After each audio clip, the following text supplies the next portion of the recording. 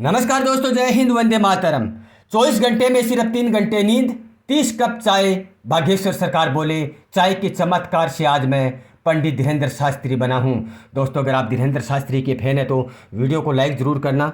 बागेश्वर धाम, यहाँ रात में अलग ही संसार सजता है। दिव्य दरबार में हजारों लोग परेशानियां लेकर आते हैं, इनकी समस्या सुनते हैं। बागेश्वर धाम के सरकार यानी पंडित धीरेंद्र कृष्ण शास्त्री एक एक भक्त को आगे बढ़ता है। सरकार कागज पर समस्या के साथ समाधान भी लिख कर देते हैं। उनके परिवर्तन का अंदाज जुदा है तो उनकी दिनचर्या भी खास है। वे देर रात तक जागते हैं, भक्तों के बीच कभी भी पहुंच जाते हैं, आधी रात या अल सुबह भी पहुंच जाते हैं। बागेश्वर सरकार अपने तीखे बयानों को लेकर हमेशा चर्चा में बने रहते हैं। सरकार की चाय का रहस्य क्या है, ये हम दोस्तों आपको बताते हैं। बागेश्वर सरकार यानी धीरेंद्र कृष्ण शास्त्री ने नरेली में चाय पीने के पीछे का कारण पूछने पर कहा, यह हमारे दादाजी गुरुजी का पात्र है। वे इससे ही चाय पीते थे। चाय का मुझे बहुत शौक है। पहले 30 से 40 चाय हो जाया करती थी, अब थोड़ी कम कर दी है।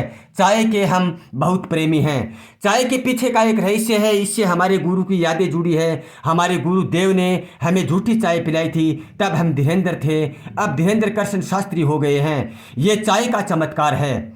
वर्तमान में भारत में भी चाय का बहुत चमत्कार है। चाय बनाने वाले खैर उससे संबंध नहीं है, ये तो मौज की बात है। हमारे दादा गुरुजी बहुत चाय पीते थे, हम भी उनके मार्ग पर चल रहे हैं। ये हमारी परंपरा है। इससे आनंद भी आता है, फक्कड़पन का अनुभव भी करवाता है। जिंदगी में जब बहुत ऊंचाइयां पर पहुंच जाओ तो एक ऐसे पात्र को चुनो जिस पात्र की समाज में कोई कीमत नहीं हो। आप उसकी कीमत बढ़ाओ, तभी समझ में आएगी आप ऊंचाइयों पर हो। हम तो दादा गुरुजी के ही नकल कर रहे हैं। वे कई प्रकार के प्रयोग किया करते थे, हम तो बस उनके बताए मार्ग पर चल रहे हैं। ये सब उसका ही हिस्सा है।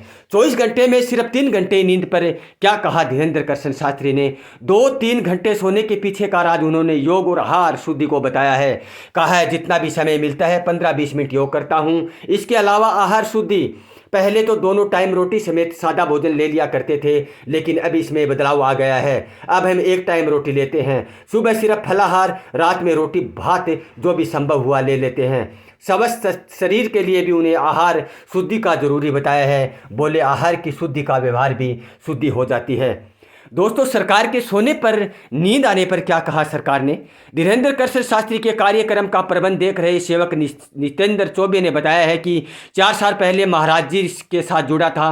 वे 2-3 घंटे से ज़्यादा नहीं सोते हैं। रात में उनका दरबार लगता है, कई बार दरबार भोर तक चलता है। यदि वे सुबह 4 बजे तक सोने जाते हैं तो कुछ घंटे आराम करने के बाद सुबह 8 बजे वापस तैयार होकर अनुयायियों के बीच पहुंच जाते हैं। उनके सोने का कोई तय समय नहीं है। दरबार से उठने में देरी हुई तो देरी में सोने जाएंगे, जैसे ही कभी 4 बजे तो कभी 5 बजे सोने जाते हैं। कई बार तो भक्त एम्बुलेंस तक में आते हैं। कई गंभीर बीमारी भी कर रात 12 बजे तो कभी 2 बजे आया करते हैं। महाराज ऐसे भक्तों के पास तत्काल पहुंच जाते हैं, उनकी समस्या को सुनते हैं। हम यदि घंटों बात भी करें तो 24 से 20 घंटे भी, यानी कि ये 21 घंटे सब चलता है।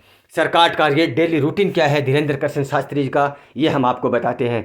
धीरेंद्र कृष्ण शास्त्री को जानने वाले उनकी दिनचर्या को लेकर कहते हैं कि वे रात में नहीं सोते हैं। वे सारी रात भक्तों के बीच बिताते हैं। दिन भर चलने वाले पूजन पाठ, दरबार और भूभूति विवरण में शाम करीब 8 बजे जाते हैं। दैनिक व्यस्तता से निपटने के बाद दिव्य सरकार लगाते एक व्यक्ति की समस्या का समाधान करने में सुबह 4 से 5 बज जाते हैं, जिसके बाद वह सीधे स्नान करते हैं। इसके बाद हवन, पूजन, आरती और फिर योग पर ध्यान लीन हो जाते हैं। इस काम में सुबह 6 से 7 बज जाते हैं। पूजन के बाद वे बालाजी महाराज के दर्शन भी करते हैं। 2 से 3 घंटे की नींद के बाद वह सुबह 9 से 10 बजे फिर अपनी दिनचर्या में जुट जाते हैं। उनकी इस दिनचर्या को जानकर उनके भक्त भी आश्चर्यचकित हो जाते हैं।